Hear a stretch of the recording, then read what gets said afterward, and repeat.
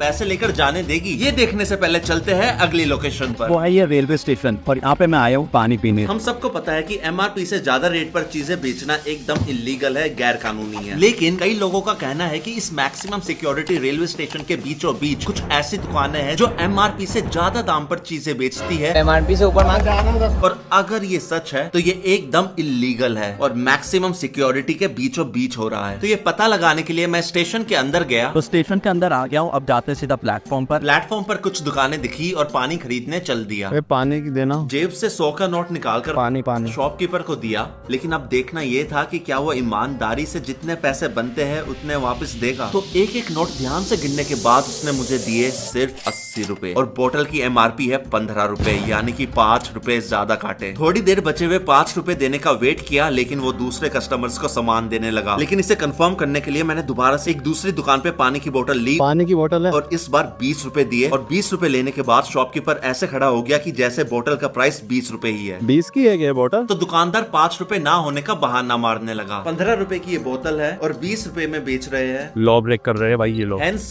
Cost. तो हमारा अगला सेक्टर है बैंकिंग सेक्टर। गवर्नमेंट की पॉलिसी है कि अगर कोई किसी भी बैंक में फटे पुराने नोट्स लाता है तो बैंक वालों को वो नोट्स चेंज करके उन्हें नया नोट देना ही होगा और 5,000 रुपए तक की लिमिट तो है ही। इसलिए 3 दिन लगाकर हमने कलेक्ट किए ये 4,990 रुपए के फटे पुराने गले हुए नोट। और इन नोटों की हालत इतनी खराब थी कि लग रहा था कि पकड़ते ही फट जाएंगे। पानी से गीला हो रखे और ये नोट्स हम बैंक में ले जाने वाले और ऐसे ये सारे नोट्स हैं। किसी पर टेप लगी हुई थी, किसी में छेद था और फटी हुई हालत में तो सारे ही थे। सारे नोट्स अच्छे से चेक किए और जो ज्यादा ही फटी हुई हालत में थे उन पर टेप लगाई और कुछ नोटों के तो सिर्फ एक ही हिस्से थे। अबे 3 नोट हमारे पास ऐसे 1 2 3 4 तो उन्हें आपस में जोड़ दिया और अब एक ही नोट पर दोनों साइड महात्मा गांधी थे और एक साइड नया नोट था और दूसरी साइड पुराना। तो अब इन सब नोटों को लेकर पहले बैंक में गए।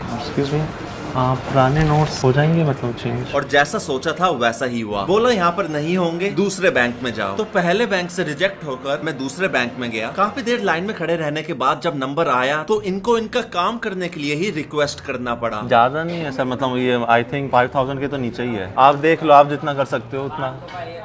नहीं 500 का नहीं है, ज्यादातर 10-20 के है। नहीं जितना कर सकते हो आप उतना तो कर दो सर, 10-20 का ही है तो मतलब जितना कर सकते हो आप उतना देख लो उसमें से। काफी रिक्वेस्ट करने पर 400-500 रुपए तक चेंज करने के लिए मान गए, लेकिन फिर नोटों की हालत देखकर बोले जहाँ अकाउंट है वहाँ जाओ या फिर RBI जाओ, पर यहाँ से जाओ। मैंने थोड़ी और रिक्वेस्ट करने की कोशिश की, थोड़े तो कर दो, पर मुझे ही बोलने लगे कि मैं ये धंधा करता हूँ। धंधा थोड़ा बनाऊंगे तो क्या बात कर रहे हो? नहीं सर मैं नहीं करता ये। तो अभी हम इस बैंक ऑफ बड़ौदा में से आए हैं, तो इन शॉर्ट यहाँ से इन्होंने भगा दिया। हालांकि कर सकते थे, इनके पास पूरी पावर है मतलब, और करना भी चाहिए क्योंकि वही